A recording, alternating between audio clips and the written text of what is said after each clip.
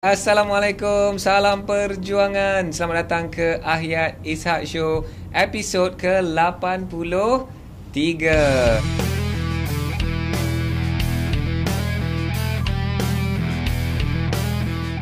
Dan hari ini kita nak teruskan perkongsian kita dalam segmen Suara Hartanah. Setakat hari ini belum ada lagi nama yang dipilih daripada cadangan anda. Ingat saya nak hadiahkan satu smartwatch kepada sesiapa yang boleh mencadangkan nama yang sesuai untuk segmen ini, di mana kami akan mengulas berita-berita hartanah, isu-isu semasa, dan kita akan angkat isu-isu itu. Dan setakat ini yang dicadangkan oleh co-host saya, nanti saya akan perkenalkan beliau. Co-host saya dicadangkan Suara Hartanah. Minggu lepas kita ada mencadangkan berita hartanah, tapi itu macam alamak poyo lah, macam straightforward sangat kan. So saya rasa macam sedap dah Suara Hartanah ni, mungkin melengkap, tapi masih ada peluang kepada anda. Kalau tidak ada apa-apa cadangan dalam satu minggu lagi, Ahyat akan kekalkan dalam Suara Hartanah. Alright, so tuan-tuan dan puan, inilah podcast yang Ahyat dah buat. Sebenarnya Ahyat Ishak Show ni dah kita anjurkan sejak pandemik 2020, dan dah banyak dah yang kami buat, 2020, 2021, 2022, dan akhir 2023 ini kita anjurkan Ahyat Ishak Show ni dalam format yang baru, dengan style yang baru, style podcast. Dan saya nak ucapkan terima kasih kepada semua yang sentiasa support dan follow dan memberikan doa selama ini. Alright, so tuan-tuan dan puan, hari ini Ahyat dah susun 3 isu besar ni. 3 isu besar, dan bersama dengan saya untuk mengulas dan mengupas isu-isu ini, the one and only Azim Sulaiman. Alright, thank you Ahyat. Okay, Alhamdulillah sihat. Okay, senyuman dia nampak ceria tu. Ada, itulah Azim, thank you so much Azim. Kita bersama. So thank you so much Azim yang bagi cadangan Suara Hartanah. Okay. So nampaknya ada chance yang besar untuk dia melekat Suara Hartanah. So dapat smartwatch lah. Tapi sebenarnya tawaran smartwatch itu adalah untuk pendengar dan penonton kita. So Azim kira sedekahkan nama itu. Sedekahkan nama dan itu. Kalau melekat, kita nak doakan segala kebaikan yang telah diberikan oleh Azim itu akan dibalas Allah dengan kebaikan yang berlipat kali ganda lagi. Amin. Untuk tim juga. Okay Azim, sebenarnya minggu ni banyak lagi topik-topik hartanah. Saya susun pun ada lebih daripada 12 ke 15 lah yang saya nak cadangkan. Tapi sebenarnya ada 3 isu ini yang kita bawa daripada minggu lepas. Okay, dan isu yang pertama ni kita nak terus masuk dalam topik. Alright. Isu ni. Okay, boleh tayangkan siapa yang sedang menonton, anda boleh lihat dalam skrin, dan bagi mereka yang mendengar dalam podcast, kami akan buat sebaik mungkin untuk menerangkan kepada anda semua apa yang sedang berlaku. Okay, so ni tajuk dia. Kerajaan laksana program subsidi bersasar RON 95 pada akhir 2024, diterbitkan November 27. So semasa kami merakam ini, berita ini dah berapa hari dah ni? Dah 2 hari lamanya berita ni. So Azim, yes, sebenarnya kita dah lama dah dengar tentang kisah subsidi bersasar ni. Dan akhirnya kita dah dengar satu tarikh lah, bukanlah satu tarikh tepat, tapi jangkaan bila nak dilaksanakan. Apabila Ahyat membaca ni, kalau anda boleh lihat dalam skrin, apabila Ahyat membaca artikel ni, kita boleh dapati bahawa tidak ada penerangan tentang bagaimana nak dilaksanakan. I think the big issue is rakyat dah banyak kali dengar. Akhirnya kita dah dapat satu maybe potential date, which is end of 2024. Tapi bagaimana nak dilaksanakan tu masih menjadi tanda tanya kan. Betul.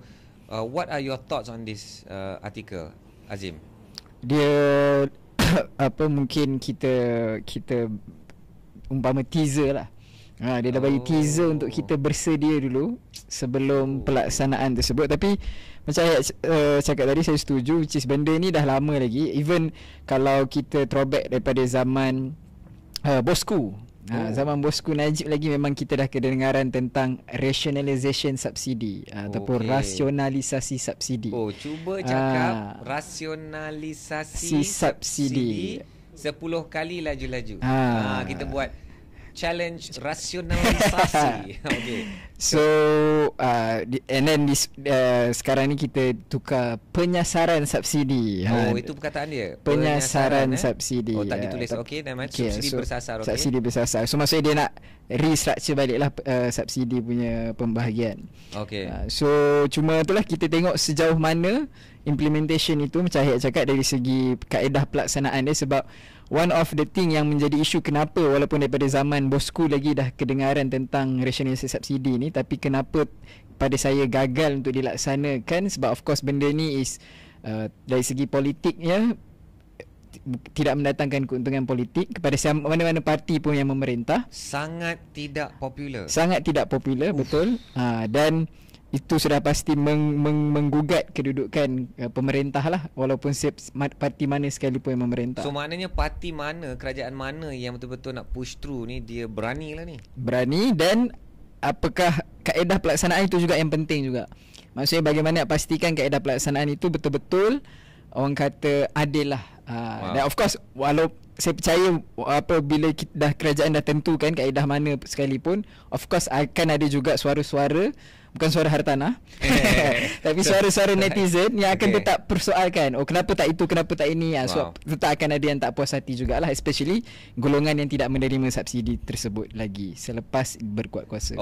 Dia ada satu eksperimen. Diorang buat eksperimen ni kepada monyet. So eksperimen ni ialah macam ni. Dia lebih kurang macam ni lah yang saya ingat Ahiyat. Ada 2 kes, dan 2 situasi. Situasi pertama, monyet ini dia tidak ada apa-apa di depannya, dan saintis bagi 1 buah apple. So monyet tu sangat happy.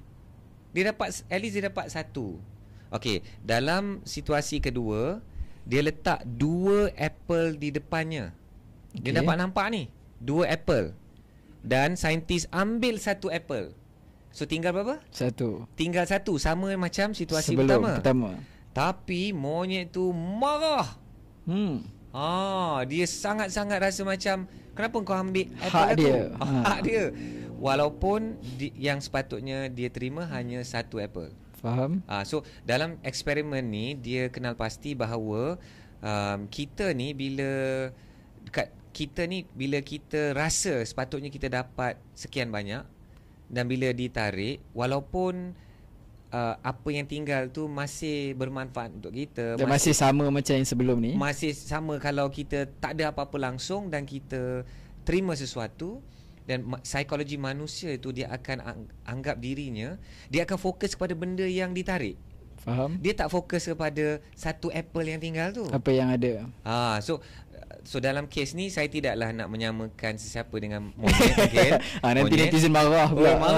Apa bagi analogi monyet? Nanti kita carikan link untuk research itu dan kita akan bagi kat dalam show notes. So supaya menenangkan perasaan semua. Dan saya tidaklah nak, dalam kes ini juga tidaklah ditinggalkan apa-apa subsidi. Maknanya dia nak tarik terus subsidi kepada satu pihak. Ni pendapat Ahiyat lah tentang subsidi. Subsidi in the first place is messed up. Dia tidak normal, dan dia akan menyebabkan masalah yang lebih besar. Dia akan menyebabkan keadaan lebih bermasalah. This is my personal opinion. Dia macam ni, sepatutnya dia tak bagi subsidi pun, macam kepada semua, lebih adil. Dan siapa yang memerlukan, dia bagi subsidi secara bersasar. Can you imagine dalam kes situasi pertama tadi kan, dalam sains eksperimen tadi kan. Sekarang ni dia seolah-olah kan dia dah bagi subsidi kat semua orang. So semua orang happy, dan dia nak tarik daripada golongan-golongan tertentu. So orang akan banyak fokus kepada golongan yang hilang subsidi tu. Sepatutnya kau tak dapat pun subsidi tu. Kan kita kena cakap macam tu. Contoh macam subsidi elektrik lah yang dah dilaksanakan. Dia kan painful. Sejujurnya bagi Ahyat pun dia sangat pedih. Bila saya dengar, bila saya baca tajuk ni pun, saya membayangkan hidup akan semakin susah lah. Cost of living of course makin meningkat lah. Because benda yang kita dah biasa tu kan pada satu-satu harga, sekarang ni dia akan meningkat secara mendadak lah. Dan ini pun pengumuman ni pun bukanlah satu pengumuman hanya untuk RON 95. Dan saya pun buka program subsidi petrol ni kan.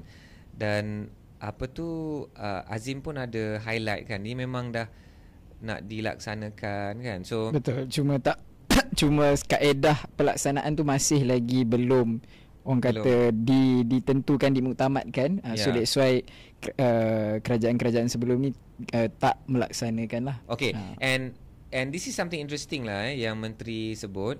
So saya bacakan Menteri Ekonomi Rafizi Ramli berkata sebuah negara apabila T20 dia menerima 53% daripada subsidi bahan api yang menyeluruh, bukan satu model yang mampan dan juga bukan sebuah model yang saksama. So mampan yang bukan satu model yang sustainable lah to a certain extent, and saksama tu yang adil. So kat sini kita boleh lihat T20 ni 20% daripada rakyat yang berpendapatan paling tinggi. Tapi dia mendapat 53% daripada subsidi bahan api. Maknanya penggunaan minyak ni, petrol untuk orang T20 ni begitu banyak. Betul. Dan dia dari sudut pandangan ekonomi sepatutnya tidak menerima pun subsidi ni. No, I want to say like this, bukan macam tu. Maknanya B40 dan M40 yang sepatutnya terima. Itu tujuan asal dia subsidi tu. Tujuan asal lah kan. So kalau ikut PMX dia kata subsidi ni dia umpamakan sebagai sedekah. Okay. So that's why dia kata ni dalam parlimen lah dia bagi tahu. Sama ada kita setuju tak setuju tu second point. So dia kata subsidi ni umpama dia sedekah. So sedekah kita nak bagi kepada golongan yang layak lah sepatutnya menerima sedekah. Betul. So which is golongan dalam kes ni macam saya bagi contoh tadi B40 dan M40 lah. So bukannya golongan maha kaya yang sering digunakan oleh PMX. Yang itu saya pun tak tahulah nak setuju. Maha kaya ni pun dia ada menghadapi cabaran dia tersendiri. Betul. Tapi setuju. Of course B40, M40 ni sangat-sangat tersepit. Lagi struggle lah. Sangat struggle. So okay, kita dah terima lah benda ni.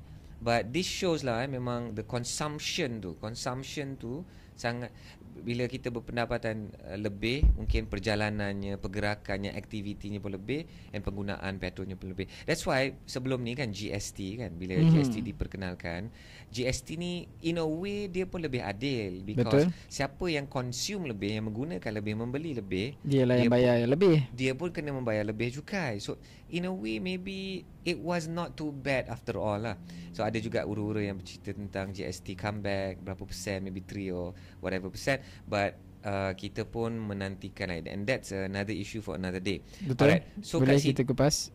Boleh kita kupas kan. So juga di highlight kan, sekarang ni kewangan negara kita pun dah defisit fiskal 5%. So kat sini kita nak kena tahu Azim, kat sini bayangkan kita belanja lebih daripada pendapatan kita. So itu maksud defisit. Mungkin untuk pendengar-pendengar podcast yang tak faham apa maksud defisit ni, maksudnya bahasa mudah dia, kita berbelanja lebih daripada pendapatan kita.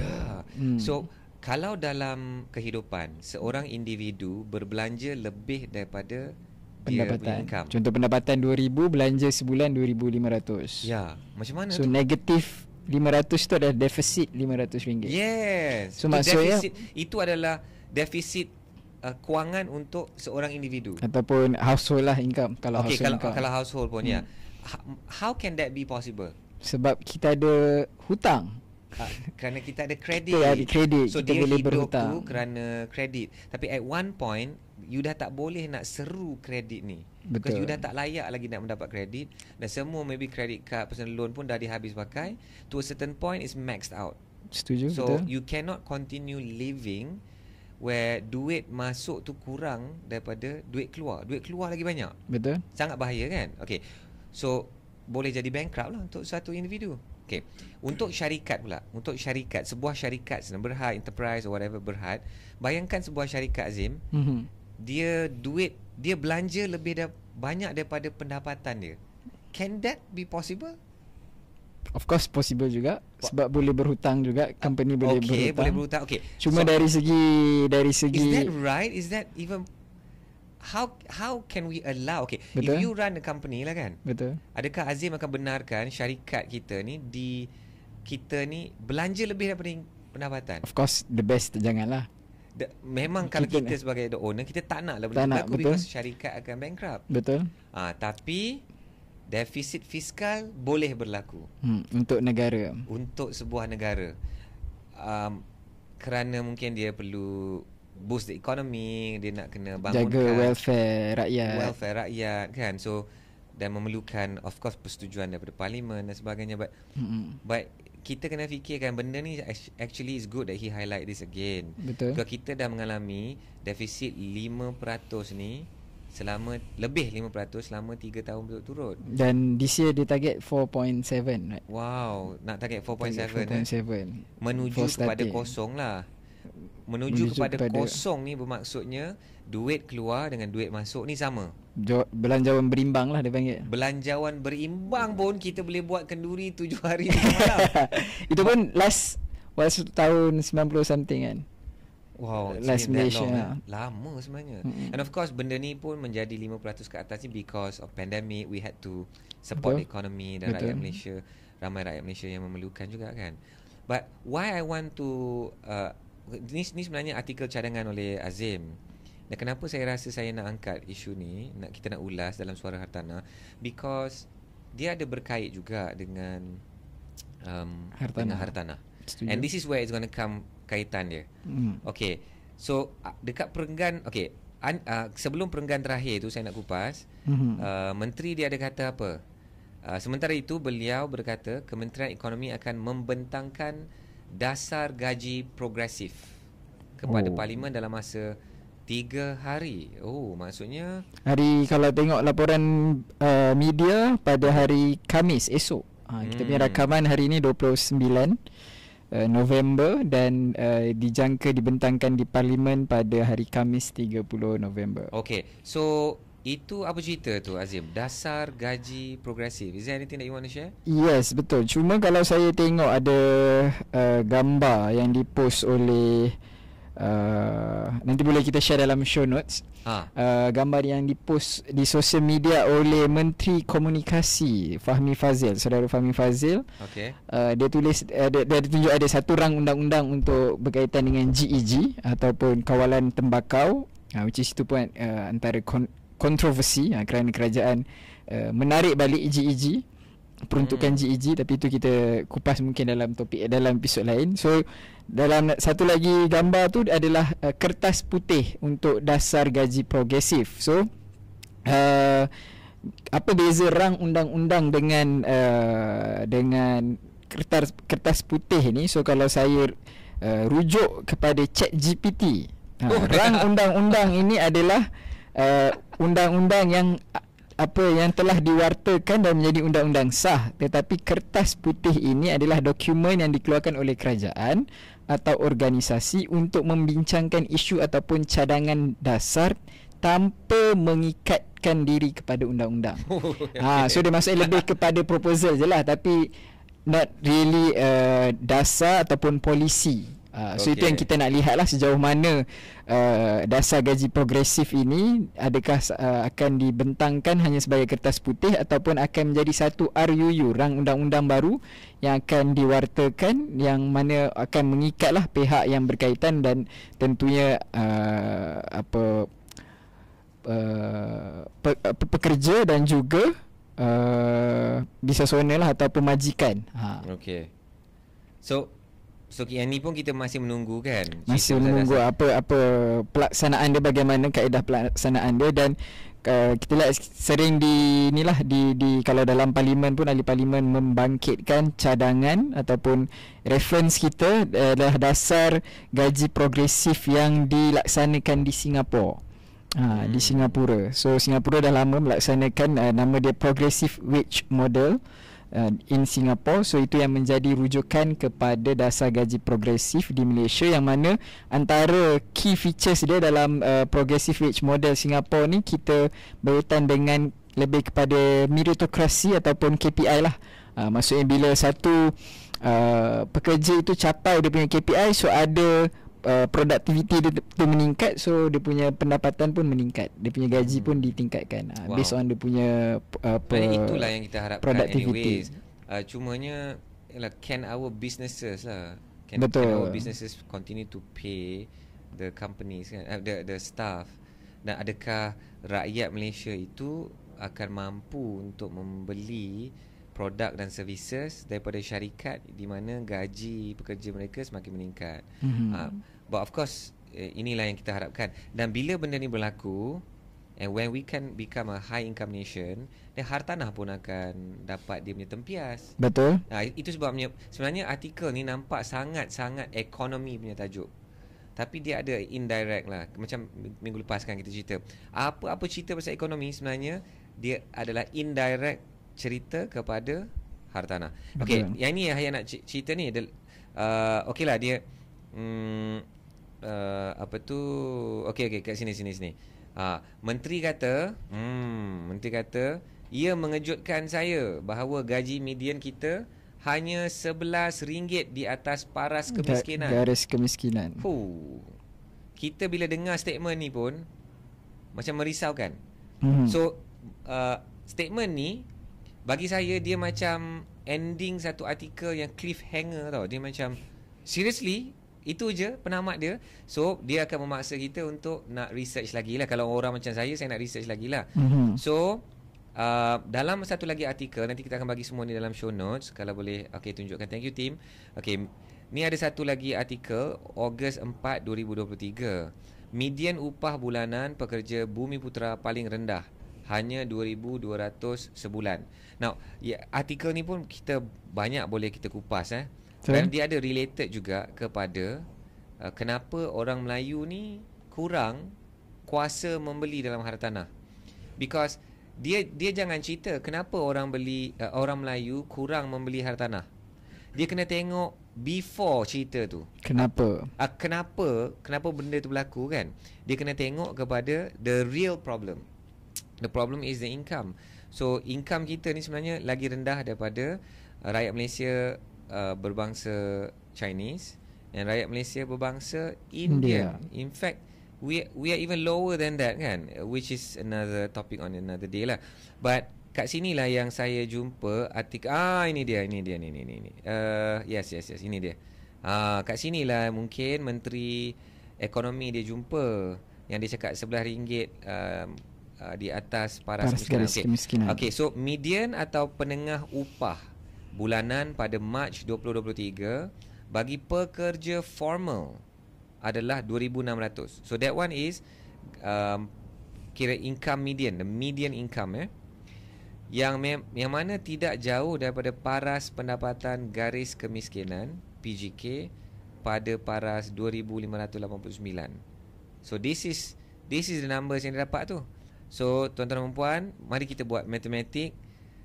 Darjah berapa ni? Bila ribu-ribu ni dah darjah berapa Darjah 3 kot. Dah ribu-ribu. Dah ribu-ribu. Advance sangat tu. Sekarang modul tak tahu. Tak tahulah modul dia. Tak tahu ribu-ribu ni. Sekarang soalan maths pun susah tau. Soalan maths pun susah. Budak sekolah rendah. Belum tentu kita boleh jawab. Boleh jawab. Okey. Kena Google juga. Kena Google. Itulah kan. Kita ChatGPT ya. Okey, 2,600 tolak 2,589 is exactly RM11. So kat situlah di mana Menteri sebut tadi tu data yang digunakan data yang disebut. So saya jumpa lah, alhamdulillah lah kita boleh trace balik kan the trail. So what's your opinion? Benda-benda macam ni dia sangat-sangat berkait dengan hartanah, Azim. Betul. If kita ada masalah, nanti the next article we nak talk about hartanah yang tak terjual kan. So what do you think? How does this relate kepada pemilikan hartanah di Malaysia? So of course bila soal gaji ni, macam kita kupas dalam episod sebelum ni pun, adalah antara salah satu faktor mengapa yang menyebabkan anak muda especially tidak dapat memiliki hartanah lah. Sebab maksudnya soal gaji rendah, gaji tak cukup, dengan komitmen macam saya kata, bila dah bekerja dapat gaji, first thing komitmen orang kena buat komitmen hutang kereta.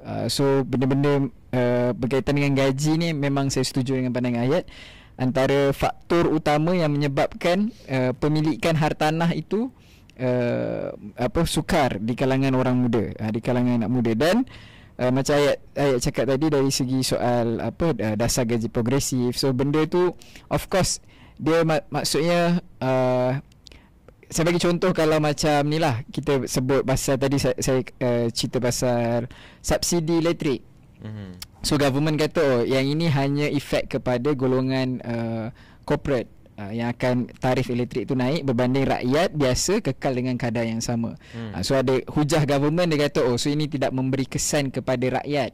Tapi some economists, even Ayat sendiri pun bila kita borak, Ayat kata dia secara indirectly sebenarnya akan tetap memberi kesan kepada rakyat. Sebab syarikat-syarikat ataupun kilang-kilang yang mana bila dah tak dapat subsidi elektrik, so cost operation orang of course akan meningkat. So dan indirectly diorang akan pindahkan, transfer cost tu, diorang tak akan tanggung cost tersebut. So diorang akan transfer cost tersebut kepada final end user, which is rakyat dalam kes ini. So the products and the services tu akan ada kenaikan lah, sudah pasti. So maksudnya akhirnya tetap rakyat yang akan terkesan, yang akan menanggung kenaikan tersebut disebabkan subsidi elektrik yang ditarik daripada golongan syarikat ataupun corporate ini. So sama juga dalam isu macam dasar gaji progresif. Of course tujuan kita nak membantu supaya rakyat Malaysia ini dapat gaji yang lebih adil, yang lebih, kalau politician kata, gaji yang lebih bermaruah. So gaji yang lebih adil dan lebih bermaruah. Tetapi dalam masa yang sama of course dia akan memberi tekanan kepada majikan kerana terpaksa meningkatkan gaji pekerja. Dan macam saya sebut tadi, adakah company ataupun syarikat di Malaysia ni mampu untuk memberi ataupun mengikut dasar gaji progresif tersebut. Dan dalam masa yang sama dia akan memberi kesan kepada harga barang jugalah. Kalau company ataupun syarikat tersebut terpaksa menaikkan gaji pekerja mereka, so akhirnya end user rakyat akan menanggung kenaikan dari segi harga barang tersebut. So of course benda tu akan ada orang kata domino effect, secara indirectly ataupun directly kepada. Itulah bila fikir pasal gaji ni kan, kerajaan dia bolehlah nak naikkan gaji pekerja, kerajaan awam. Itu pun kenapa kerajaan tak boleh naikkan sewenang-wenangnya? Kerana ada juga kekangan untuk betul, kerajaan. kekangan kewangan dari segi income ni, revenue. Saya ingat lagi ada 1 tahun tu, nanti saya akan cari dalam I think dalam teks belanjawan. Masa tu kerajaan nak naikkan gaji, I think something like that. Dan kerajaan kena naikkan cukai tertentu, sudah tentu, supaya ada pendapatan tambahan beberapa ratus juta, supaya daripada duit itulah boleh dinaikkan gaji certain sektor dalam pejabat awam.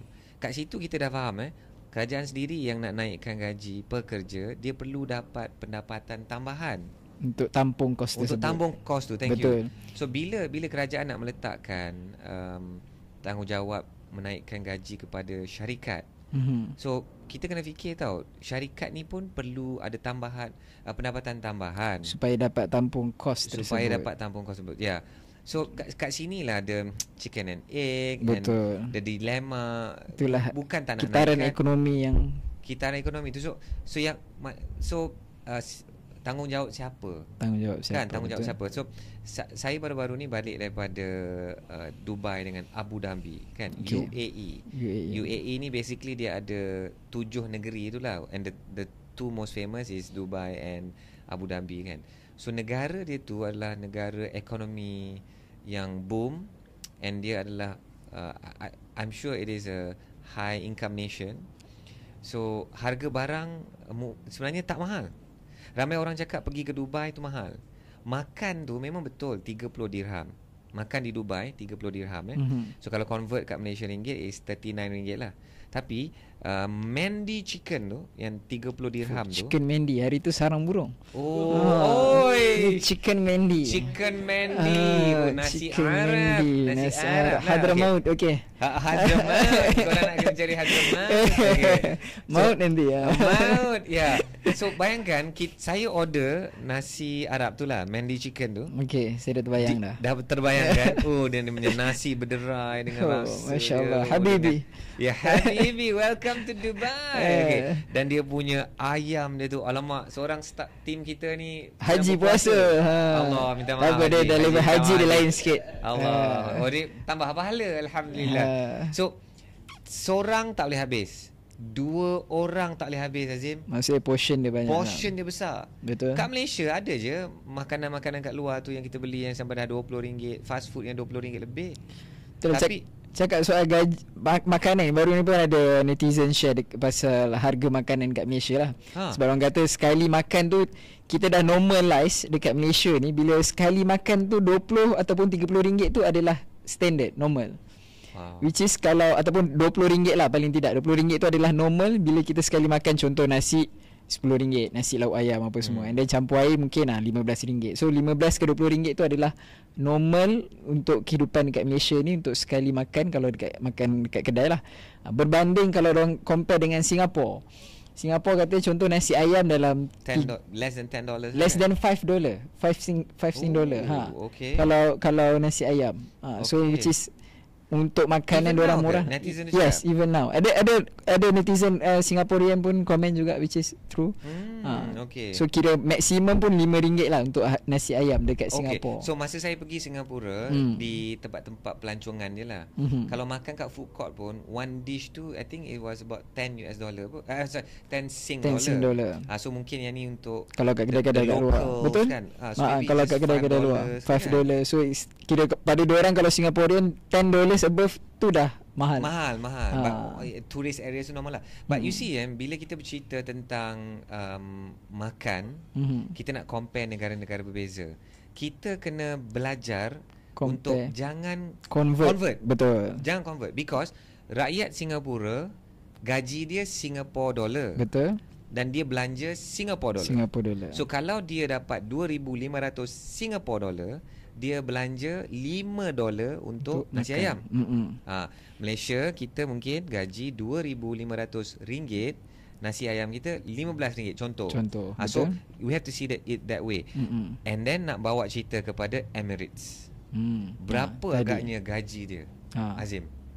I don't know. Okay, yang saya jumpa belum sampai sana. Belum sampai lagi. InsyaAllah saya doakan Azim dan pendengar, penonton semua akan sampai satu hari ke negara Dubai. Emirates ni, United Arab Emirates ni. Dubai tu salah satu negeri lah, ada satu. Okay. So saya ada seorang follower masa saya pergi ke Dubai baru-baru ni.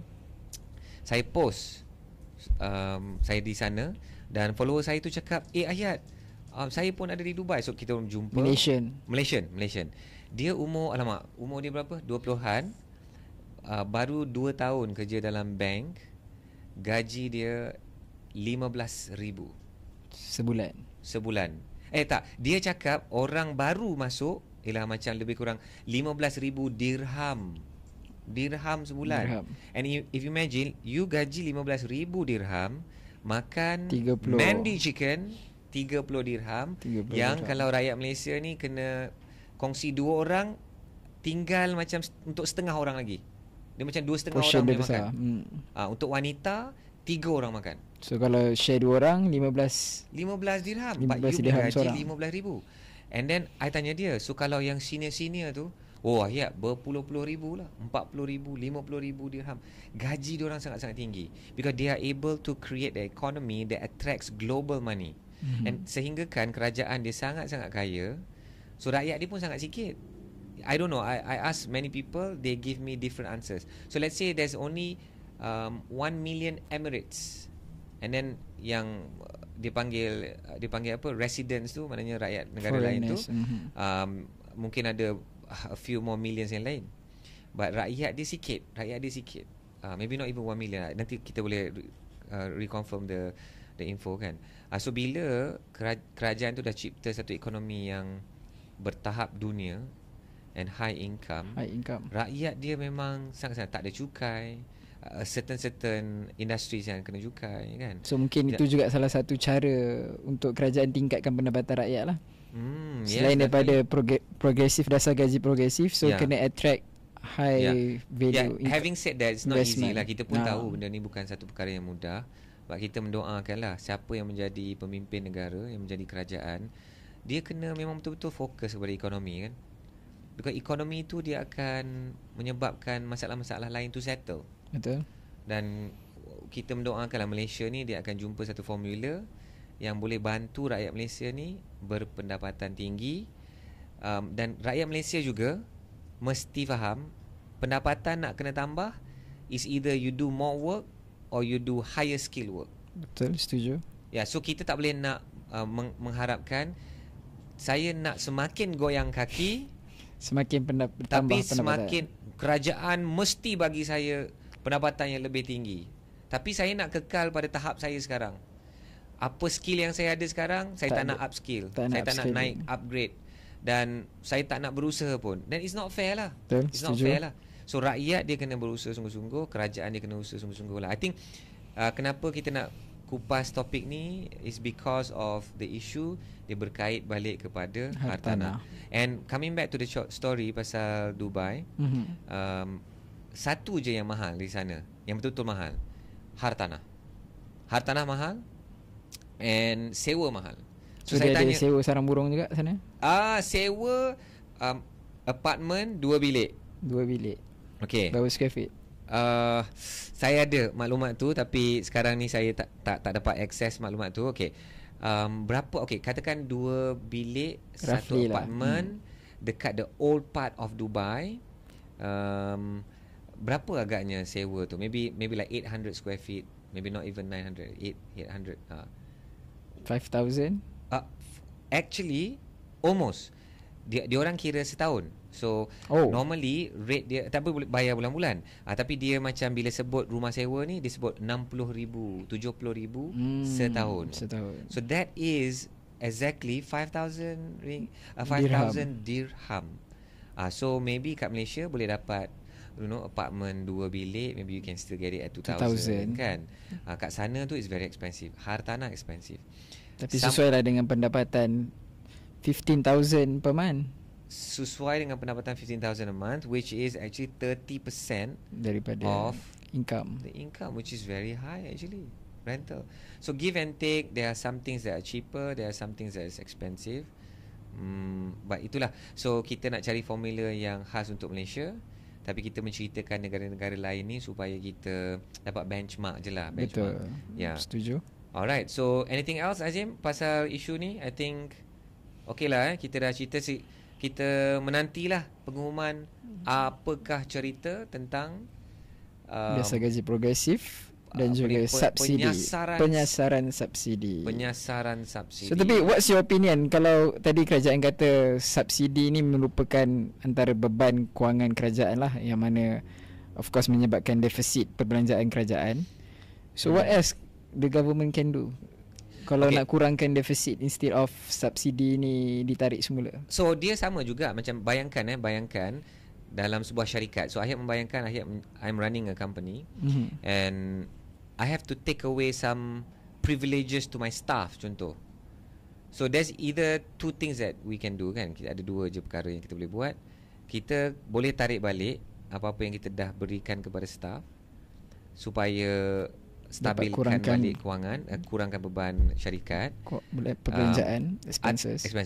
Tapi another way is kita memang tidak ada pilihan, kena tingkatkan pendapatan.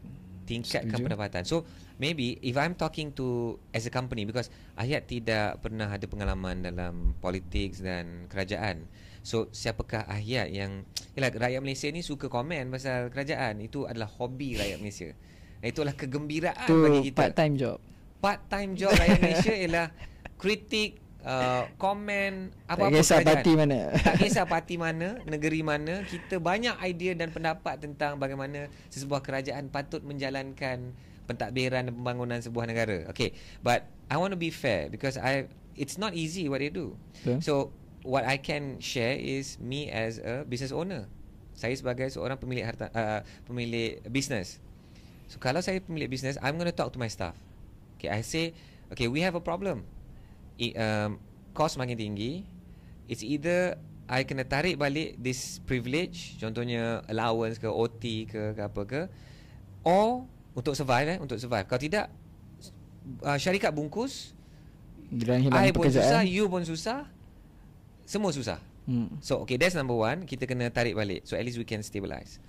Or this is my cadangan to all of you, kita kena tingkatkan income. Apa yang kita boleh buat? Okay, ini produk kita, ini services kita. Apa yang kita boleh buat? Apa yang kita boleh, okay, nombor satu, what can we sell more of to the current market?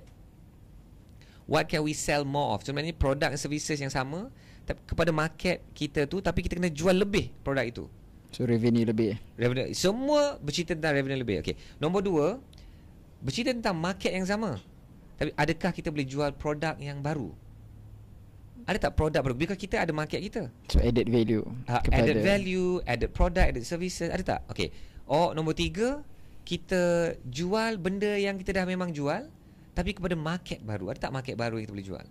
So 3 benda ni. Or the fourth, this is the growth model, actually Anzoff model. ANSOFF. Anzoff model is very powerful in finding growth. Or the fourth one is new product, new market, totally diversified, which is very dangerous lah. But maybe I'm not going to touch number 4, but we can talk about number 1, number 2, number 3. Okay, so brothers, sisters in this company, kita anak beranak, apa kita boleh buat? I would do that lah. So is it option antara dua tu ataupun can be both? Kalau Ahyat, let's talk about naikkan revenue dulu instead of kurangkan perbelanjaan. So I don't know, maybe kerajaan memang really have to seriously think about GST. Setuju? Because siapa yang T20 ni, kau memang suka berbelanja, kau banyak aktiviti, kau pergi ke sana sini, kau membeli belah, tak sama macam B40, M40, engkau belanja lebih, engkau kena bayar cukai lebih. Adil, teruskan berbelanja. So government dapat. Tapi nanti netizen marah, U-turn. Tapi itulah actually itu gurau, tapi joke aside, tapi macam saya setuju dengan Ayat. Dia of course kalau macam tadi Ayat kata, bila kita buat penyasaran subsidi ni pun satu langkah yang tidak popular, unpopular move. Okay. So akan dari segi politik itu pun tidak popular. So sama juga macam kalau government implement semula GST, reintroduce GST, sama juga, which is unpopular move, tapi itu yang mereka perlu buat. They need to do what they need to do.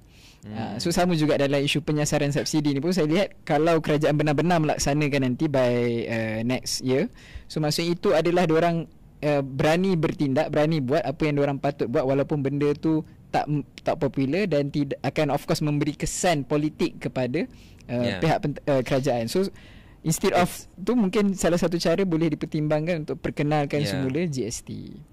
Dan kalau benda tu baik kan, betul, yang terbukti baik untuk rakyat dan mendatangkan hasil tambahan kepada kerajaan. Dan of course lah, memang sebelah sana tu dia kan ada sebelah kiri, sebelah kanan. Siapa yang memerintah, siapa yang membangkang, memang akan dijadikan isu modal politik lah. Betul. And then netizen pun memang ada dua kumpulan kan, memang ada tentera-tentera dia orang. Tapi yang atas pagar ni biasanya dia akan terpengaruh dengan cita-cita pembangkang kan. Betul. In any situation, masa sebelum 2018, masa 2018, masa pandemik dan even sampai sekarang kan. But I think sebagai rakyat Malaysia ni, kita kena mula matang lah. Matang, dan kita tengok apa dia punya manfaat, solusi dan manfaat. I totally agree. Kalau benda tu memang betul-betul manfaat, macam nak kena sindir-sindir tu kenalah juga kot. Because biasalah, memang nak kena sedapkan hati kan. Because kerana GST itulah yang pada satu ada lagu ABC. Oh, ada lagu siap Pejuang Hartanah pun tengah tunggu lagu dia. Lagu Pejuang Hartanah. Okay. Tapi GST pun ada lagu. Oh yes, lagu GST. Okay. So okay, faham. So bayangkan kerana GST pun jatuhnya satu kerajaan. Betul. Dan digantikan dengan kerajaan baru. Lepas tu sekarang ni isu, of course it's a very big issue lah, kena sampai benda tu berlaku. So kan. Of course salah satu cara adalah dari segi communication government lah. So they need to do lah explanation kepada rakyat kenapa GST patut dilaksanakan. Alright.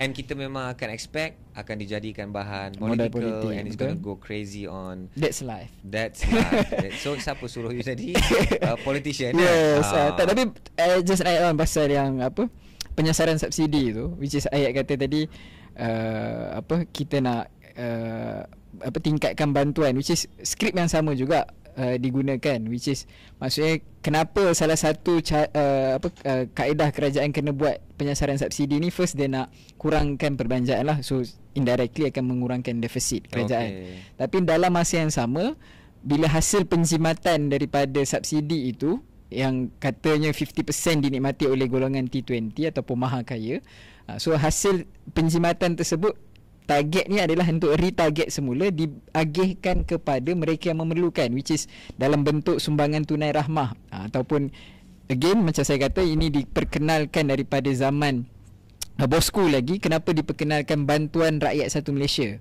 pemberian tunai BRIM? Sebab itu adalah salah satu cara kerajaan nak rationalisation balik subsidi itu, penyasaran subsidi daripada bagi secara general, secara pukal, which is dalam kes subsidi petrol ini bagi secara pukal kepada golongan maha kaya ke golongan miskin ke, tetap dapat semua secara pukal. Tapi bila kita bagi bantuan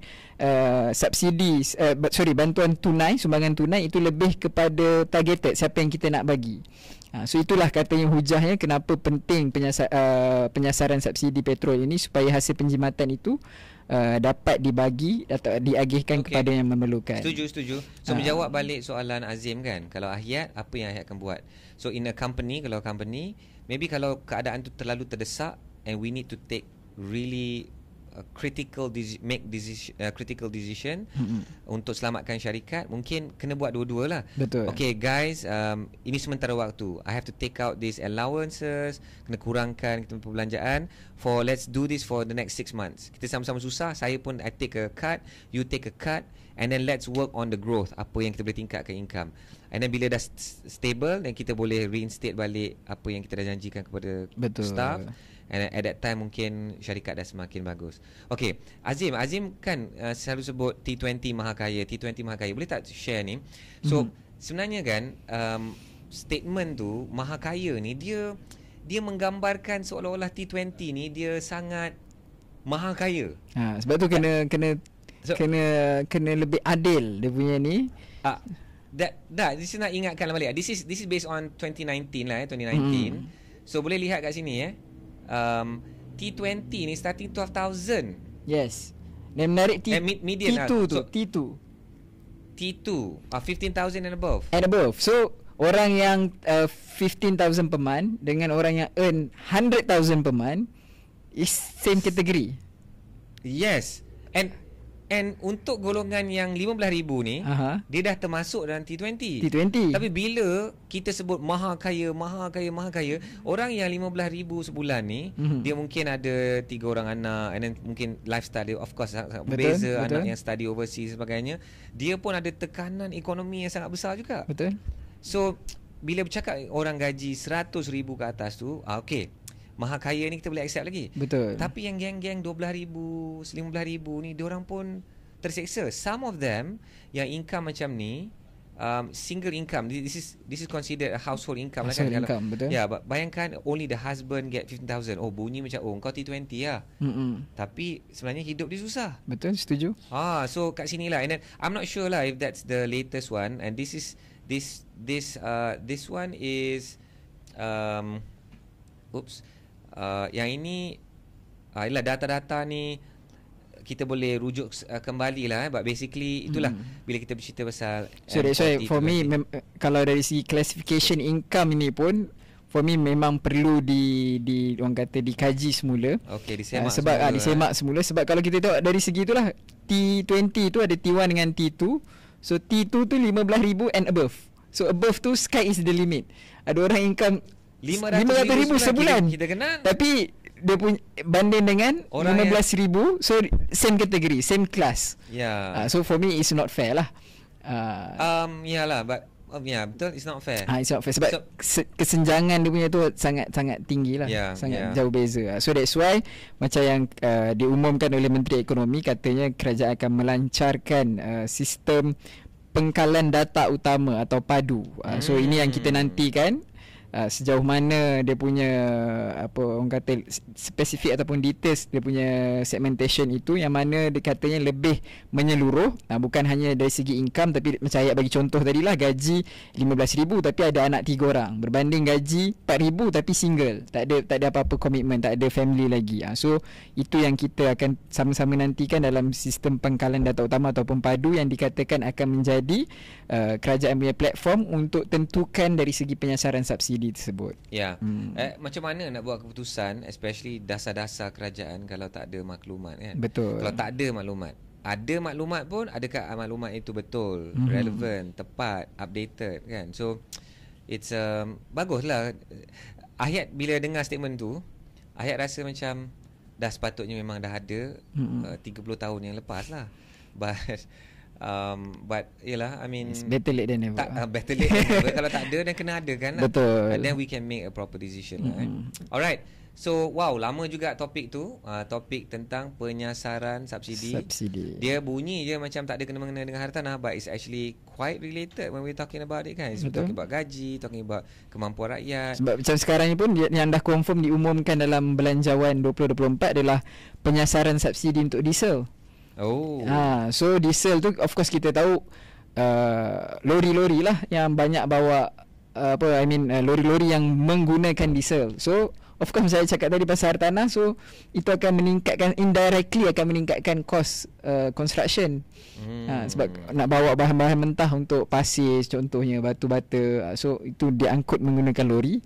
So bila bantuan subsidi diesel itu ditarik balik, so indirectly akan meningkatkan kos untuk pembinaan hartanah. Okay. So thank you Azim Sulaiman untuk ulasan dan perbincangan kita untuk topik pertama. Kita ada 2 lagi topik dan kita akan berhenti sebentar. Kita akan sambung selepas ini.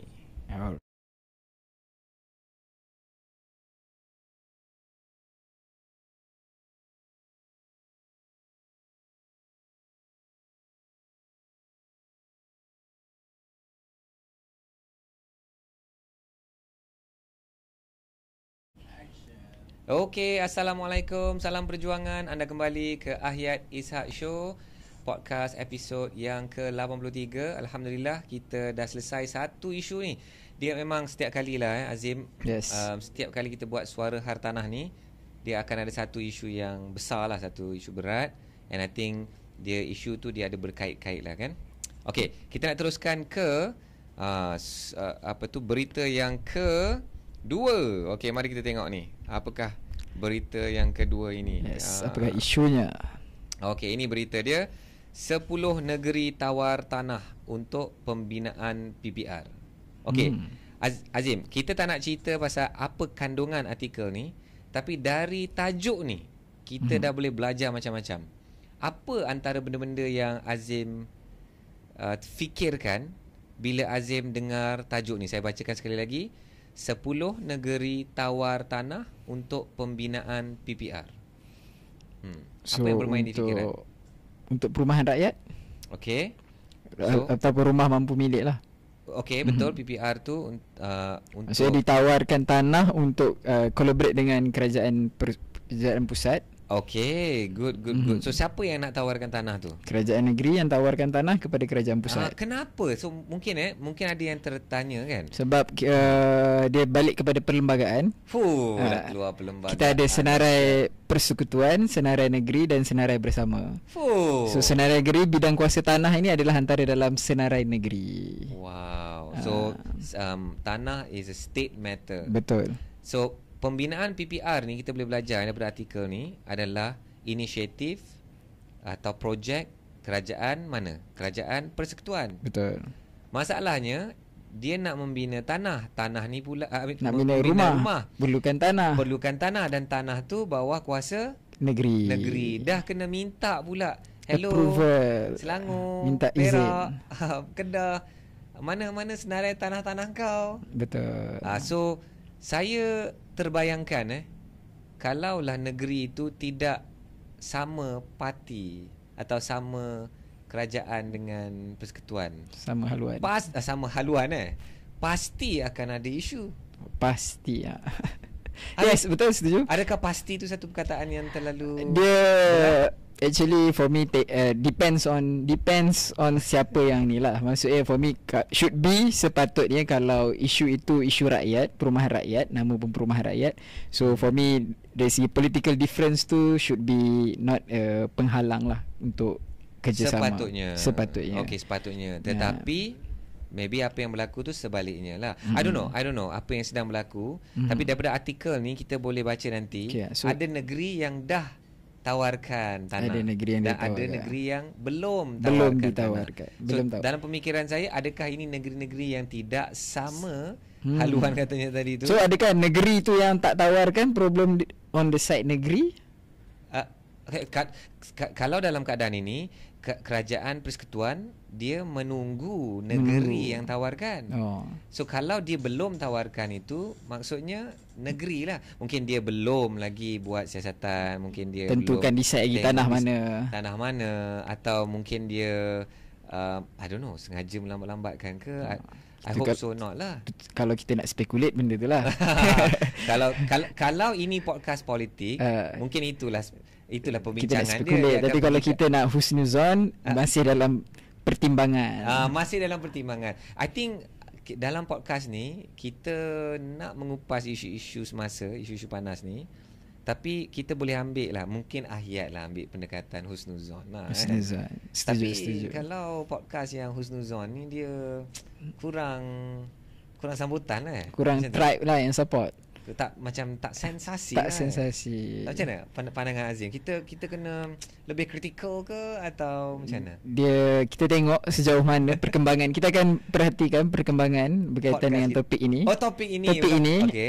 So kita akan lihatlah apa reaksi daripada negeri-negeri yang dikatakan masih belum tawarkan tu. So kita apa orang kata dalam agama kan kita diajar tabayun.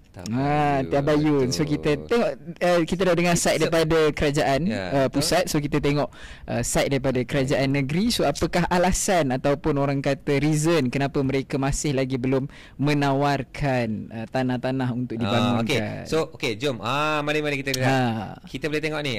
So Timbalan Menteri KPKT dia ada sebut ni 5 projek melibatkan mana negeri-negeri ni. Mari kita tengok. Johor.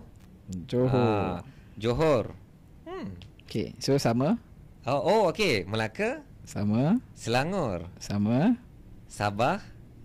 Sama. Pahang. Sama juga. Okay. So yang lain yang mana? Yang tak tawarkan lagi tu? Dua lagi dalam fasa menunggu tarikh ialah Pulau Pinang. Sama. Okay, Perak. Sama. Okey. Dan okey lah. So yang tu yang sedang menunggu tarikh penilaian, and ada 3 negeri yang dalam fasa pra kelayakan. So nampaknya macam semua nak memberi kerjasama. Alhamdulillah. Maksudnya apa yang kita boleh lihat di sini, bila soal hartanah especially untuk rakyat, dan nampaknya semua negeri pun memberi kerjasama. Tapi negeri-negeri ini dia berada dalam fasa yang berbeza-beza. Ada yang baru nak mencari lokasi yang perlu, ada yang sedang nak memberikan tarikh penilaian, ada juga yang dah. Adakah mungkin itu disebabkan oleh demand dekat negeri tersebut? Maksudnya orang kata tahap keterdesakan. Perlunya ada projek perumahan rakyat, that's why negeri itu dah bersedia dari segi kena pasti tanah mana kan. So kalau lah nanti kita boleh dapatkan data populasi rakyat Malaysia tu di Greater Kuala Lumpur. Bermaksud Selangor, Kuala Lumpur dan Putrajaya. Dikatakan 1 daripada 4 rakyat Malaysia tu ada di dalam Greater Kuala Lumpur. So maybe it's not a very accurate number, but almost 25% of rakyat Malaysia di sana kan. So kita membayangkan keperluan untuk dibina rumah-rumah mampu milik tu di Selangor, Kuala Lumpur dan Putrajaya ni is sangat tinggi lah. Sebab demand tu lagi tinggi lah. In fact bagi Ahyat kan, Ahyat melihat Negeri Sembilan ni as central. Memang benda ni kita boleh bincangkan dan kita boleh debatkan. Mungkin ada orang tak setuju juga. Tapi dari segi hartanah, Ahyat melihat especially nilai bukan gelanggang hartanah Negeri Sembilan. Nilai adalah gelanggang hartanah Selangor. So bila Ahyat buat kajian hartanah, Ahyat akan masukkan Negeri Sembilan di dalam central zone. So kita ada Northern Zone, kita tahulah negeri-negeri itu Perak ke atas, dan Melaka dan Johor je selatan, and Pantai Timur and Borneo. And kalau lihat Seremban, kalau nak dipisahkan pun dari segi gelanggang hartanah, Seremban, Port Dicksono, Rembau, Tampin ni semua, Gemas, itu boleh bolehlah kita pecahkan. The only place yang dianggap sebagai central is Nilai, kalaupun kita nak adjustkan benda tu lah. Sudah pasti, I think Azim, you are asking the right question. Sepatutnya benda ni dia berdasarkan what was the word that you use? Dari segi demand lah, ataupun demand, betul? Tadi saya guna keterdesakan.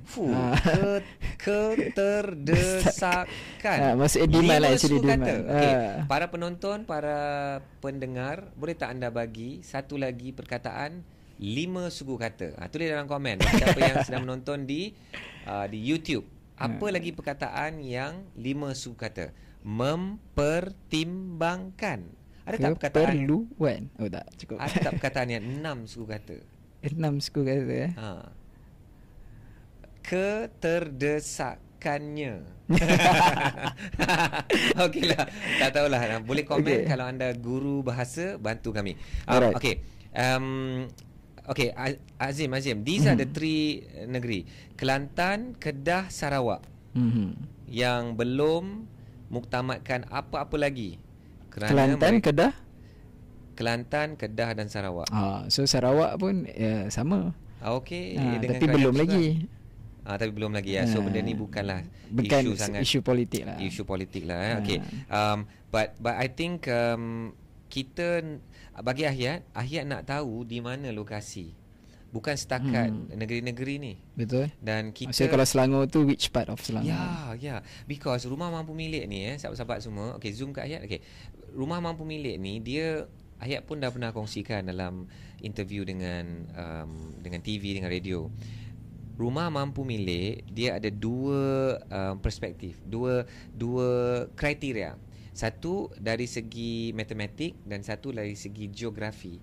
Matematik tu dari segi kiraan, berapa harga rumah itu dibandingkan dengan gaji setahun. Nanti kita tengok. Okay? Yang tu maknanya kita tentukan 3 kali ganda gaji setahun seseorang rakyat itu adalah dianggap sebagai mampu milik. Betul. So kalau gaji sebulan 5,000, gaji setahun 60,000, darab 3 180,000. 180,000 itulah harga rumah yang betul-betul mampu milik untuk seorang yang bergaji RM5,000. Okey, itu berdasarkan pandangan international. Demografia international ni dia mencadangkan indeks macam tu dan diguna pakai oleh banyak negara-negara dunia, termasuk kerajaan negara Malaysia. Faham? Okey, tapi ada satu lagi sudut pandangan, Azim, yang ramai orang tak tahu. Bukan hanya kira-kira, tapi adalah geografi. Kedudukan rumah, place of stay to the place of work. Kedudukan rumah dari tempat kerja. Sepatutnya dalam masa 1 jam. 1 jam. Dia ukur dari segi masa. Dia tak masa, ukur dari segi jarak. Ya, jarak. So kalau rumah itu lebih daripada 1 jam perjalanan ke tempat kerja, walaupun harga rumah itu 180,000 contohnya untuk orang bergaji 5,000, tapi nak drive ke tempat kerja takes more than 1 hour, rumah itu sepatutnya tidak dianggap mampu milik. Ya. So we need to know juga di mana tempat-tempat yang nak dicadangkan ini. Kalau lokasinya tak sesuai pun tak dianggap mampu milik. So, tapi kalau dari segi livability tu tidak dianggap, maksudnya dari segi size. Yes. So thank you. So another angle is the livability. So Demography International tidak mencadangkan apa-apa sizing. Maybe I have to do some more reading. Thank you so much, Azim. Pastinya ada. Maknanya living quarters tu sepatutnya berapa size untuk sekian banyak. Betul. Household size. Di Malaysia household size kita dah turun bawah 4. Maksudnya dia dah jadi 3.9. 3.9 ni bermaksud setiap rumah itu ada mama, ada papa, ada seorang anak dan anak kedua belum tentu lagi. Because 0.9. 3.9. 1 campur 1 campur 1 3 campur 0.9. So zaman sekarang belum tentu ada anak kedua. Maybe 10 years ago confirm is 4 point something. Betul. Yang tu data tu pun menarik untuk kita kupas. Mm-mm. So saiz rumah pasti akan semakin kecil kerana household size juga semakin kecil. Setuju. Dan this is going to be a dynamic index.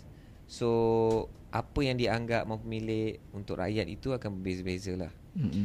Azim tahu tak, ini masih merujuk kepada Artikel yang sama. Artikel yang sama.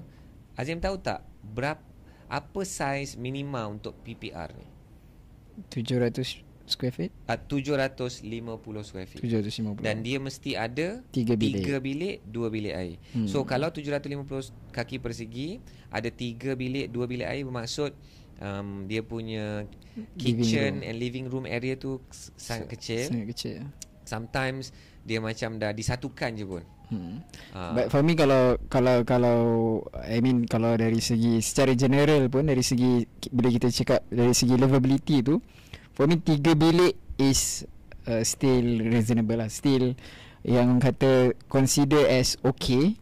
Sebab kalau dengar pandangan daripada apa orang kata agamawan pun, at least bila 3 bilik, so 1 bilik parents, 1 bilik anak lelaki, 1 bilik anak perempuan.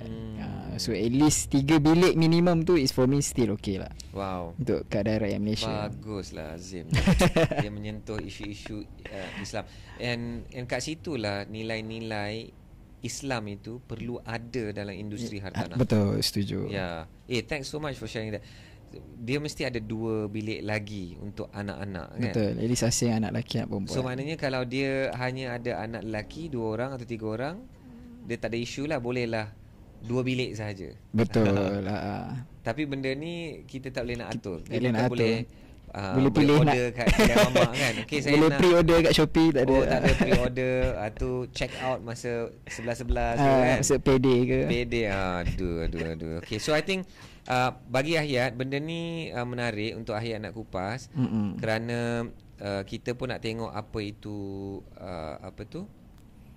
di mana negeri-negeri yang kita ada keperluan rumah mampu milik. Ahyat sangat menantikan lokasi, the exact location untuk rumah-rumah PPR ni kan. So hopefully lokasi yang diberikan itu adalah yang betul-betul macam Ayat kata dianggap mampu milik lah.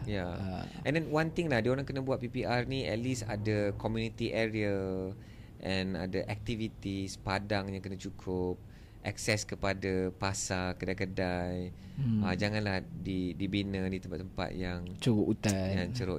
And of course, saya yakin dan percaya, kita ni banyak komen, saya yakin dan percaya in the working committee semua itu pun dibincangkan. Saya pasti takkanlah, I mean kadang-kadang kita ni, yalah, saya bukan nak defend mana-mana kerajaan pun, tapi saya yakin dan percayalah at the working level mestilah dia orang nak cadangkan yang terbaik. Betul. Because siapa yang bekerja di dalam jabatan-jabatan yang tertentu ni pun, diorang ni pun rakyat Malaysia, diorang pun ada keluarga, diorang pun ada keperluan perumahan.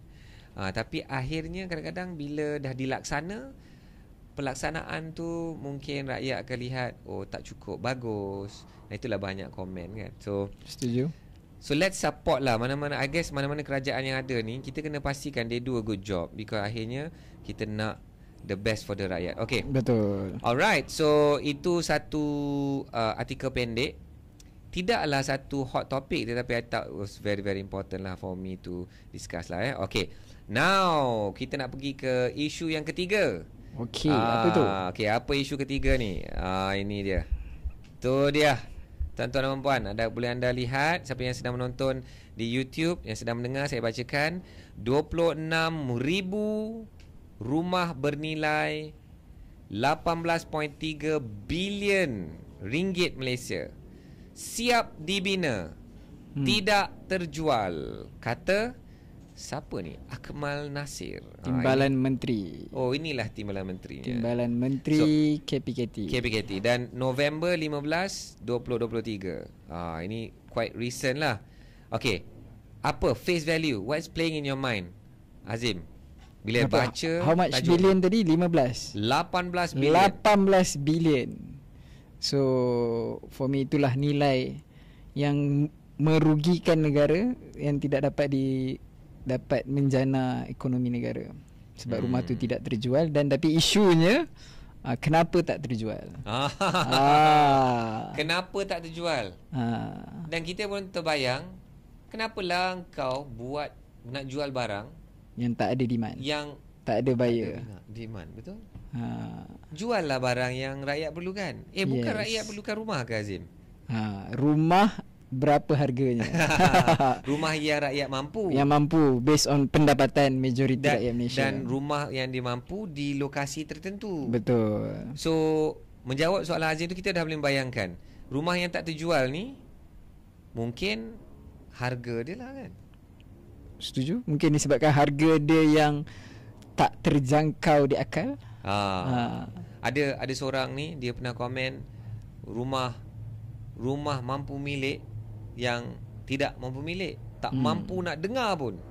Mampu tengok pun tak berani nak, tak tertengok pun. Tapi mampulah tengok je kan? Atau mungkin macam ayat selalu sebutlah dalam kelas-kelas perjuangan tanah. Maksudnya most of property, which is of course ini kita cakap pasal undercon property lah kan. Maksudnya rumah yang under construction ataupun orang kata under direct developer. So rumah dah disiap dibangunkan tapi ataupun primary market. So antara reason dia adalah kerana future value. Maksudnya diorang jual pada harga future value. So that's one of the reason lah. So ada banyak lagi lah artikel yang menceritakan tentang data yang terbaru ni. Tapi pada pandangan Azim lah, bila saya nak boldkan lagi ni. So jumlah ni bagaimana? Adakah ni jumlah yang kecil atau besar? For me tak adalah besar sangat. 26,000. Tak adalah besar sangat. Interesting. So apa yang dianggap besar? Cuma nilai dia tu besar. Nilai tu besar 18.3 bilion. So kalau kita divide by 28,000. Mari. So roughly berapa tu? Siapa yang laju-laju? Siapa yang boleh tolong kira-kira tu? So 26,286 bahagi 18.3 bilion bahagi 28,000 bahagi 28,286.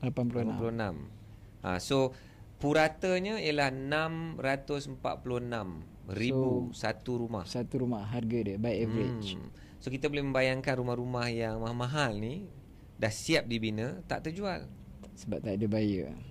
So ada data yang sebenar, and you'll be surprised, actually rumah bawah 300,000 pun ada juga yang tak terjual. Because kita tak tahu rumah 300,000, like you said, livable, and then location dia dekat mana? Location dia mungkin kat mana? Betul. So kat sini Ayat nak bagi tahulah sahabat-sahabat semua, bila anda lihat data-data macam ni, kita pun nak kena tahu berapa pula rumah-rumah tak terjual tahun lepas, tahun sebelumnya. Barulah kita boleh buat perbandingan sama ada besar ataupun tidak. Yes, thank you. Betul. So bila kita bercakap soal guys, bila kita cakap soal numbers, bila anda baca numbers ni kat dalam artikel, kalau kita tak dapat bandingkan dengan sesuatu yang lain, nanti tanggapan atau persepsi itu berbeza, atau pendapat kita, komen-komen kita tentang isu tu, dia akan jadi kurang tepat. So contohnya 26,000 rumah, macam bunyi macam banyak lah. 26,000 rumah, banyak. Dan nilai 18 bilion, bunyi macam banyak. So mari kita kupat, mari kita tengok. This is another article guys, boleh tunjukkan. The next article ni, Yang tadi tu 26,000 tu, tengok tarikhnya, November 15, 2023. Now kita tengok satu artikel pada 20 Julai tahun 2022, last year. So lebih kurang 1 tahun 5 bulan. Azim, berapa ni Azim? Tu saya tak nampak. 35,000 rumah tak terjual 1 tahun 5 bulan yang lepas. So actually dia berkurang lah kalau kita compare. Dia berkurang dan ada satu penambahbaikan lah dalam industri. Faham. Because unsold property ni, like you said, it's not good thing for the economy, it's not good thing for the industry. Yes. So at least nilai tu dah berkurang. And Azim kata tadi 18 bilion tadi tu pun dah banyak kan. Yang terkini ni 18 bilion. Tapi 1 tahun lepas 22.45 bilion yang tak terjual. So I guess the situation was even worse. And kita membayangkan 2022 baru nak bulan recover Julai, from, kita dah fully clear ke PKP masa tu? Kita kan ada PKP yang kedua kan? Julai I think dah kan? Cuma mungkin masih dalam fasa nak recover. So ketika pandemik, keadaannya semakin teruk. I don't know if this was the peak. I have to see the numbers again, but 35,000 unsold properties seems like massive lah, and it could have been the peak. And then dia dah mula semakin baik, recovery. Within 1.5 years almost dapat reduce daripada 35,000 jadi 26,000. So 26,000 hampir 9,000 unit tu dah clear. Pada masa yang sama, unit-unit baru pun terjual. Faham? So I guess this is something interesting that anda semua kena belajar. Memang bila kita baca artikel tentang hartanah, Ayat bagi contoh hartanah lah kan. Bila kita baca artikel tentang hartanah, Hazim, memang kita tak boleh just baca satu artikel. That's why saya memang allocate every day 1 to 2 hours just reading up on stories, because one article will bring me into another rabbit hole. Kan macam lubang arnab tu, kan dia akan masuk. Kita kena pilih lubang arnab mana nak masuk. Because mungkin dia masuk kiri, dia masuk kanan, nanti kan kita pun dah hilang ke mana-mana, tak tahu mana artikel asal yang kita gaji. So kita pilih satu dan kita research unsold property. Okay, bila Hayat tengok unsold property ni pun satu yang Hayat nak ceritakan kepada sahabat-sahabat semua, boleh tunjukkan dalam skrin. Dia macam seolah-olah cerita baru, tapi sebenarnya Hayat tak jumpa yang 2013-2014 tu. Tapi basically 2015 pun dah banyak bercerita tentang rumah-rumah yang tak terjual. Tengok ada 10,000 unit rumah tapi hanya 4,000 yang terjual.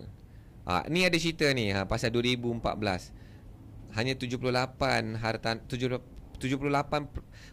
hartanah yang terjual dan yang selebihnya tak terjual. So kita boleh lihat lah benda ni bukan masalah baru, it's masalah yang berterusan. So yang seolah-olah tak ada penyelesaian, tak ada ending dia. Tapi kerana ada penambahbaikan, kita bolehlah rasa macam adalah pengurangan. Ada pengurangan. I guess bila new supply, maknanya pembinaan hartanah-hartanah baru tu tidak serancak sebelum ini, then the market have time to absorb the existing stock dan sebagainya kan. Okay, so inilah yang dikatakan ada penurunan lah. Ada penurunan tempoh sama pada tahun lepas. And itulah dia kata memang nak kena buat feasibility study dan sebagainya. Itulah sedikit sebanyak yang kita nak kongsikan hari ni tentang artikel ni, unsold property, rumah yang tak terjual. Bercerita tentang rumah tak terjual ni, Azim, sebenarnya ada 3 kategori. Ada berapa kategori? 3 kategori. Okay, semua rumah tak terjual. 3 kategori. Kategori pertama, rumah yang tak terjual yang dah siap dibina. Ini dia the main problem. Maknanya dah siap bina tapi tak ada orang nak beli pun. Tapi from primary market lah. Ni semua primary market, betul. 3 ni pun daripada primary market. Maksudnya daripada yang pemaju bina, daripada developer. Okay. So tak terjual, dah siap bina. Itu kategori pertama. Kategori kedua, yang tak terjual. Yang tak terjual, yang sedang dibina, under construction. And yang ketiga, yang tak terjual ni, yang dalam perancangan untuk dibina, in the planning stages. So sebenarnya kalau kita lihat keseluruhan ni, datanya lagi besar. Maybe we'll take another day to kupas lah But basically yang kita highlightkan sekarang hanya merujuk kepada hartanah yang tak terjual, yang dah siap dibina. Faham? So itu sebabnya kerajaan nak mencadangkan build then sell. Bina dan jual. Sell. Pemaju dia kena bina dulu, siap baru dia jual. Ini dia macam nak meletakkan disiplin dan penegasan kepada pemaju. supaya lebih bertanggungjawab Bertanggungjawab apa? untuk bina rumah yang boleh dijual. Yang rakyat nak beli. Boleh dijual, maksudnya rakyat nak belilah. Yes. Boleh dijual. Tapi kan kita terfikir kan, kenapalah nak berniaga jual barang atau perkhidmatan yang orang tak nak beli. Orang tak nak beli. Make sense. Dan kalau nak deeper into that question, ada yang macam cakap bila unsold property tadi 26,000 26,000 unsold property tu, ada juga some of comment netizen kata baguslah bila rumah tak terjual ni, nanti developer tertekan, so dia kena jual rumah tu harga murah. So is it something really itulah dia bila dah lah tak terjual, and then you kata you perlukan bantuan kan, pemaju lah ni. Dan kita membayangkan you dah tak boleh terjual pun, bagilah diskaun murah-murah. In fact ada juga cadangan yang kata daripada rumah-rumah tak terjual ni, kerajaan kutip cukai. Of course kerajaan kutip cukai, because this is part of the industri hartanah. So adalah cukai-cukai daripada syarikat-syarikat yang membinanya.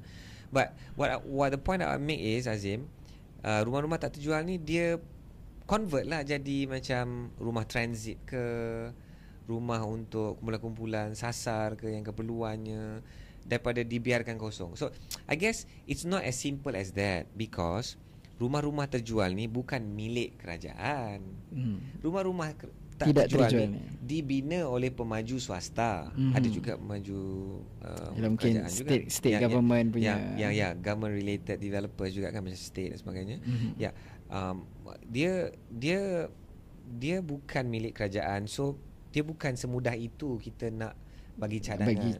Because I mean private sector is a privately owned pemaju, maybe it's listed, but ini rumah-rumah dia, dan it doesn't make sense kan, kenapa dia nak biarkan dia kosong, dia tak terjual. So answering your question, Azim, Ayat pun pernah tanya, jual lah maybe 40% ke 50% ke discount kan, and at least still balik modal lah, atau maybe make profit. Okay, maybe tak balik modal pun tak apa, because Azim, dia dah untung dah pun. So contohnya dia kena untung jual 60% rumah dia, depending on the size. Okay, contohnya size of the project. So katakan dia dah jual 60 unit, 60% unit. Everything above 60% atau 70% tu semua dah untung. So sekarang ni tinggal mungkin 30%, 40%. Tinggal 5% je hartanah yang tak terjual. Okay. So sebenarnya dia dah untung dah pun. Make profit dah, faham. Cuma untung dia tak semaksimum kalau dia dapat jual projection 100%. Dia. But at least dia dapat clearkan duit. Maknanya dia jual hartanah tu, dia clearkan duit tu, dia dapat, walaupun tak untung sangat, duit tu dia dapat, dia boleh beli tanah baru, bina rumah baru, jual. And hopefully untuk tanah baru tu dia buatlah the right research, right analysis, dan dia binalah rumah yang rakyat nak beli. In fact, kalau rumah-rumah yang tak terjual ni, you'll be surprised, rumah-rumah mampu milik yang range 300,000, 400,000 pun tak terjual. So tadi Ayat kata Ayat pernah tanya that question to the developer. Yeah. And then? So the answer is tak semudah itu. Okay.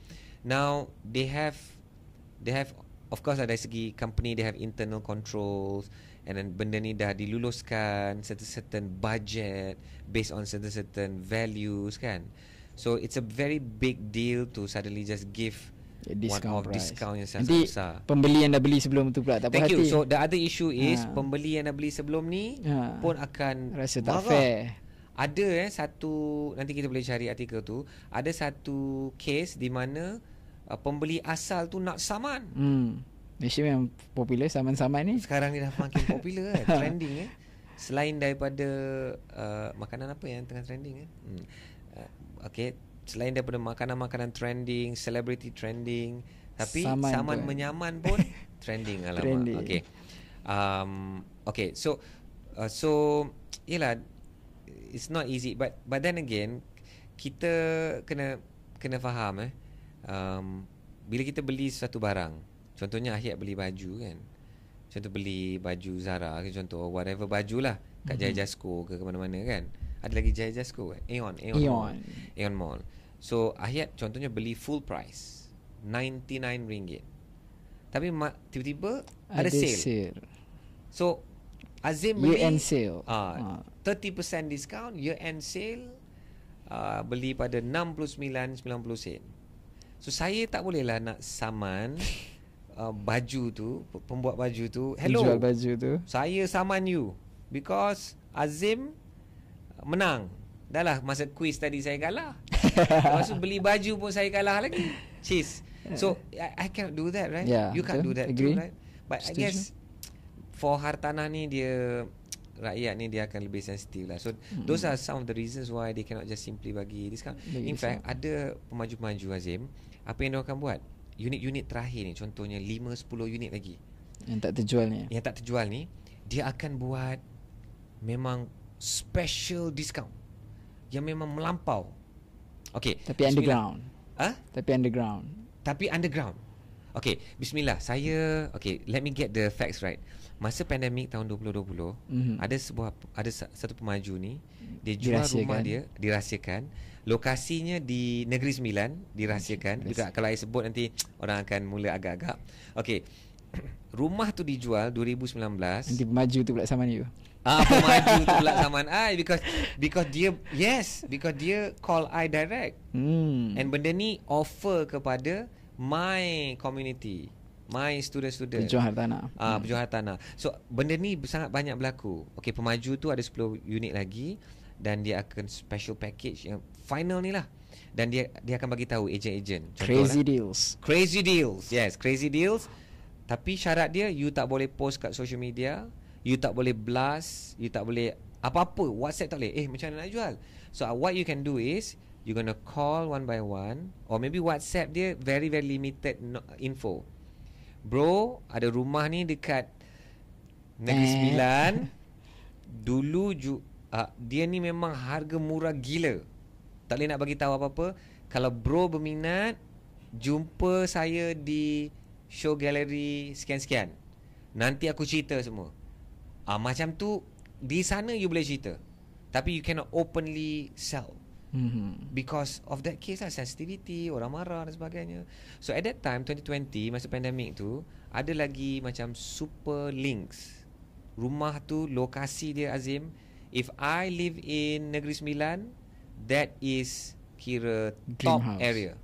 The area tu kira macam, kalau nak ada nama yang glamour lah, tempat you duduk mana? Contohnya, rumah aku dekat Damansara Heights.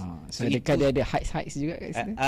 Dia tak ada heights. Tak ada heights. Okay. I bagi contoh yang sebenar. Contoh kat KL kan. So duduk bangsa, duduk Damansara. So gempak kan. For me, this location is top in Negeri Sembilan. Asyik-asyik nak tersebut. Okay.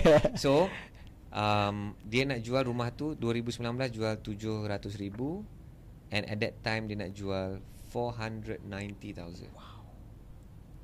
490,000 ke even less. So imagine 210,000 kurang daripada harga. How many percent tu? How many percent? It's 30%. Wow. Bayangkan beli baju, Ahyat beli baju tu RM100, Azim beli RM70. Bila barang RM100 ni 30% diskaun tu tak RM30 je tak berakhir sangat.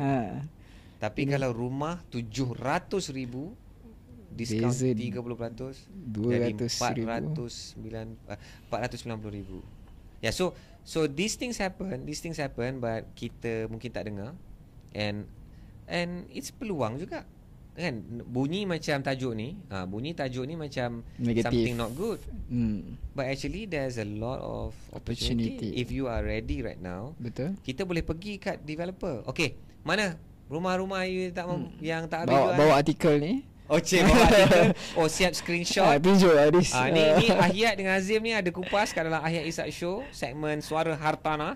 You tak tengok ke? You tak dengar ke? Nak tolong kurangkan 28,000 ni berapa tadi? Yelah, I mean, you can go, and if you know that the developer has unsold units, what I'm saying is this: kita tidaklah mahu meletakkan mana-mana pihak dalam keadaan yang sakit kan, yang kita tak nak dalam keadaan win-lose. I want to be in a win-win situation. I don't want win-lose. I don't want to lose, and I also don't want you to lose. Kita dua-dua win-win lah. Fair lah. Okay, so kita tak adalah dia dah tersungkur dan kita sepak dia kat atas lantai. Dah lah dia dah tersungkur, lepas tu kita sepak lagi. Terajang lagi. Kita ghosty lagi, kita smackdown lagi. Tak. Kesian Tapi lah. diorang kapitalis. Netizen cakap lah. Diorang untung ratus-ratus Itu ratus juta. Diorang bukan kisah pun rakyat. So time ni lah kita kena rasak kan. I mean it's not untrue. Tidak dinafikan. Tidak dinafikan. I'm not saying it's the right way to think, but I think kita perlu ada rakyat yang is it considered matang also again, but I don't know. So it's okay kalau you dah jumpa rumah-rumah tak mampu dan dah tak terjual dan dah siap. Betul. Try, go for it. Negotiate and maybe you can get a even better deal, or minta maybe an extra aircon ke, or just try the negotiate. Tak salah deal. mencuba. Tak salah mencuba. Then nanti atau kalau nak minta ada negotiator, mungkin boleh jemput Ayat Ishak. Saya pula lah jadi bad cop. Nak negotiate dengan pemaju kan. Dan of course lah adalah penasihat punya persen. Ya, betul juga Okay, boleh. So you bagi tahu saya kat mana tu, rumah mana tu yang tak terjual. Yang mana nak dinegotiate tu. So boleh contact team. Bolehlah belanja nasi mandi. Chicken mandi di Dubai. Chicken mandi di Dubai. Ya habibi, welcome to Dubai. Maybe another round Ahyat nak, maybe kita buat Zoom interview, tapi kita buat style podcast juga bersama dengan 2 student Ahyat di Dubai. At least boleh cerita di Dubai. Yang seorang tu menyewa di Dubai, seorang lagi tu dia menyewa di Abu Dhabi, tapi dia dah beli hartanah di Dubai. Wow, hartanah dia tidak ada view Burj Khalifa itu, tapi dekat, and harga dia 1 juta dirham. 1 juta. Dan dia mengajar di satu universiti, dia macam UiTM dekat Abu Dhabi lah. Pun boleh beli hartanah 1 juta. 1 juta dirham. Buat dapat financing dari bank lah. Financing dia tak boleh maximum 30 years. I think nanti we can kita boleh jemput. I think maximum maybe like 20 years or something like that. So installment dia, monthly installment tu berapa? I cannot imagine. It's more expensive. Yalah, sebab tempoh pendek. Maybe it's like definitely 4 or 5,000 ringgit. 5,000 dirham a month. And dia just mengajar aja. Dia more than 5,000 kalau tempoh dia tak sampai 30 years. Betul, it could be 6,000, betul. So kalau 30% gaji dia ialah 6,000, maka gaji dia at least 18,000, 20,000 dirham per month. Dan saya ingat lagi dia cakap kat saya, Ahyat, gaji kat sini 1 tahun saya kerja kat Abu Dhabi sama 4 tahun saya kerja di Malaysia. So if you do the maths, 1 dengan 4 tahun ni tak rasa sangat signifikan, Azim. Kalau kita kerja 10 tahun di Abu Dhabi sama dengan 40 tahun di kerja Malaysia. kat Malaysia. So dia janji dengan mak dia, katanya dia nak kerja kat sana 1-2 tahun je. Tapi dia cakap kat saya rasa saya tak balik kot. Aduh, itulah kan. Balik juga cerita pasal Dubai ni. Alright, so begitulah 3 isu dia. Kita dah ulas. I think it's a interesting range of topics. Kita bercerita tentang penyelarasan subsidi. Nombor 2 kita cerita tentang rumah-rumah mampu milik. And nombor 3 kita bercerita tentang rumah-rumah yang siap dibina yang tak terjual kan. So based on these 3 lah what's on your mind right now, Azim? Of course dia memang related dengan secara langsung dan tidak langsung. Macam bila kita cakap tentang rumah mampu milik dengan rumah tak terjual. So antara reason kenapa macam kita bincangkan tadi, rumah tak terjual tu adalah disebabkan mungkin rumah itu bukan rumah mampu milik ataupun yang orang kata boleh rakyat Malaysia mampu untuk beli. So dia memang berkait lah topik ni. So bila kita tak bina rumah mampu milik, so banyak bina rumah yang tak mampu dimiliki, so akhirnya kesan dia banyaklah rumah yang tak terjual. Dan ini macam you kata tadi lah, this is a beban ekonomi. Ini satu beban ekonomi yang sangat-sangat besar. Dan dia adalah sunken cost kan. Dia tak ada memberi manfaat kepada siapa-siapa pun dalam pasaran hartanah. In fact, kalau kita nak cakap lagi ni, dari segi ni lah, maksudnya rumah tu dah terbina tapi tak terjual. So kita tak fully utilize that tanah tersebut. Sepatutnya yang boleh mendatangkan hasil, tapi tanah tu kita unlock dia punya potential. Kita lock dia punya potential. Unlock the real potential. Yes. True. Itulah beberapa isu-isu dia. So Azim, apa agak-agaknya lagi isu-isu yang kita nak kena ceritakan minggu depan? Nanti kita sama-sama nantikan apa isu-isu hangat. Isu-isu hangat. Dan mungkin selepas ni dasar gaji progresif dah dibentangkan di Parlimen esok. So kita lihat bagaimana perdebatan dan perbahasan di Parlimen. Wow. Dan kita boleh bincang juga in the next week punya Suara Hartanah. Yes. And Ahyat juga akan ada bawakan beberapa isu-isu panas hartanah untuk episod-episod yang akan datang. Thank you so much guys, bersama dengan kami. Kita hargai semua komen-komen anda. Thank you so much. Like, subscribe, and ada antara anda yang share. Kami sangat perlukan bantuan anda. And peringkat-peringkat awal format baru Ahyat Ishak Show ni, kita nak lebih ramai orang mendengar. Bila kita selalu bercerita tentang isu-isu hartanah ni, kita mengharapkan kesedaran masyarakat tentang isu-isu hartanah ni akan lebih baik. Dan daripada kesedaran itu akan adalah perubahan-perubahan yang besar, perubahan-perubahan yang akan memberikan manfaat kepada diri kita, keluarga kita, rakyat Malaysia yang terutamanya yang sangat-sangat tidak mampu. Dan kita mendoakan pemilikan hartanah itu akan menjadi lebih mudah untuk rakyat Malaysia yang dalam golongan-golongan B40 dan M40 lah kan. Okey, so sehingga kita berjumpa dalam Ahyat Ishak Show episod yang seterusnya, saya nak ucapkan sekali lagi terima kasih kepada Azim Sulaiman. Alright, thank you juga Ahyat. Sejuk tangannya. Untungnya duduk dalam sofa kuning di sebelah sini yang direct kepada aircon. Yes. Azim kena bawa winter clothes. Okay, so sehingga kita berjumpa lagi.